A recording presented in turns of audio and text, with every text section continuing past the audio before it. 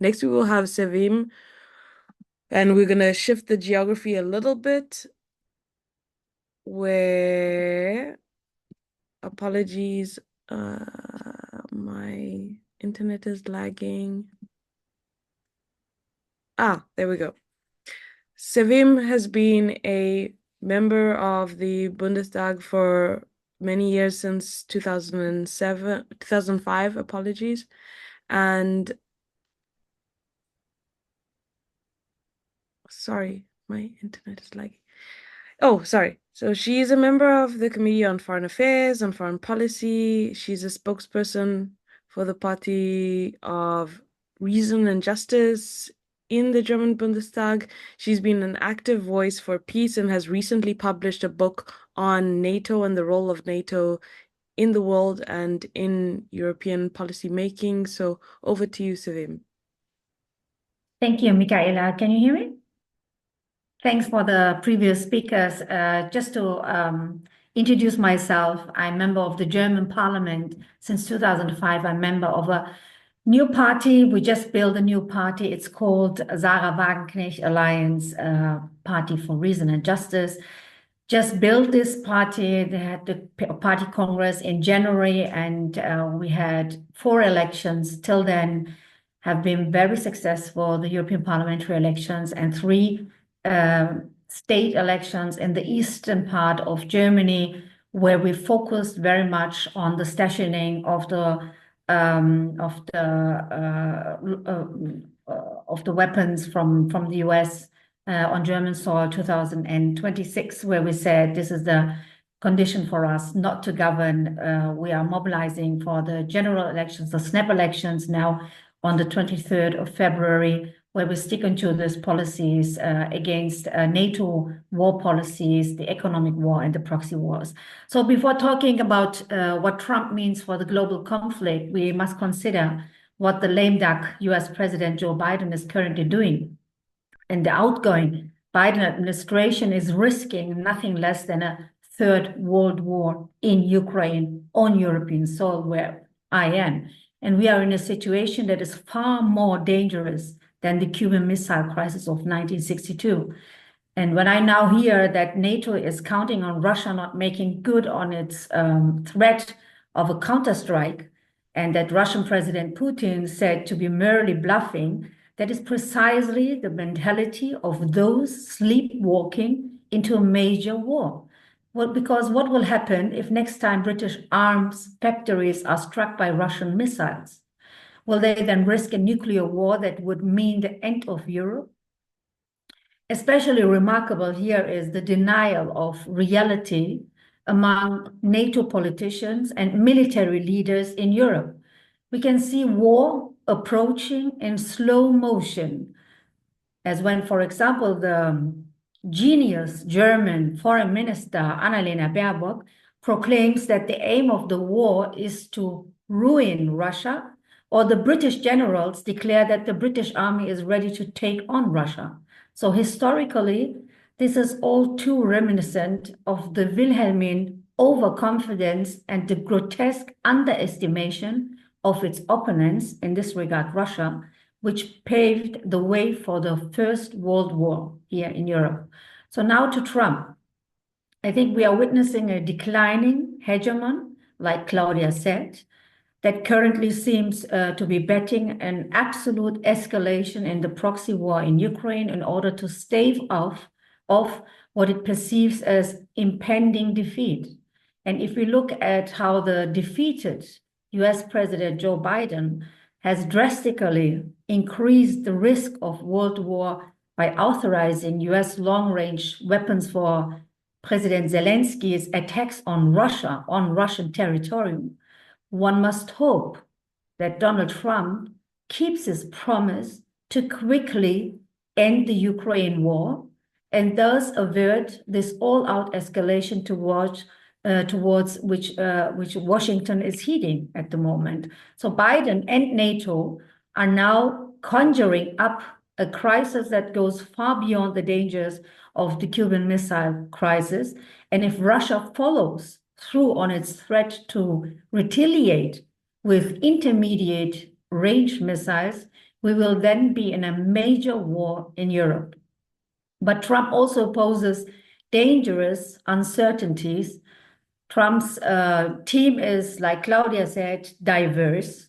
It includes neoconservatives, such as Secretary of State designate Marco Rubio, for example, like Claudia mentioned, and who in the 2016 election was still calling Trump a third world dictator and criticizing him for his proposed Russia policy. So the scenario in the central positions is more likely to be Trump could be the man who helps to end or at least freeze wars like the one in Ukraine, but only to pursue an all the more aggressive strategy of US confrontation and containment vis-à-vis China, Latin America, and the Middle East.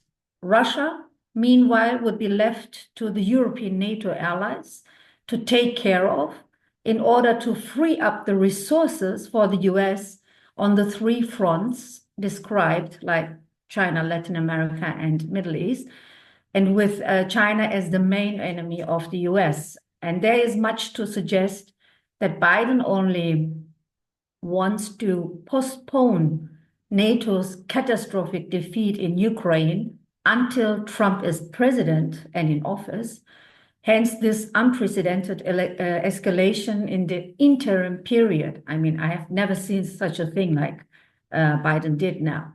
So Trump could seek to avoid open NATO-Russia war and to contain the war in Ukraine along the existing front lines. And as I said, the goal would be to divert US resources against China. And they already started. I mean, Germany is the second biggest arms supplier for Ukraine after the US, and second biggest financial supplier after the US. So Ukraine's NATO membership would be suspended for a decade or two, but it should be remembered that it was Trump who pushed for the arms buildup in Kiev in 2017 and who pursued a strategy of leading Ukraine along as an informal member of the NATO. So regarding the Middle East, the Trump administration will be 150% on the side of the Netanyahu government, parts of which are far right, extreme far right. And even though the Israeli prime minister is now subject to an arrest warrant from the International Criminal Court, our German government just declared that they are still thinking how to deal with the arrest warrant. Me, myself, I am very ready to arrest him when he is on German soil.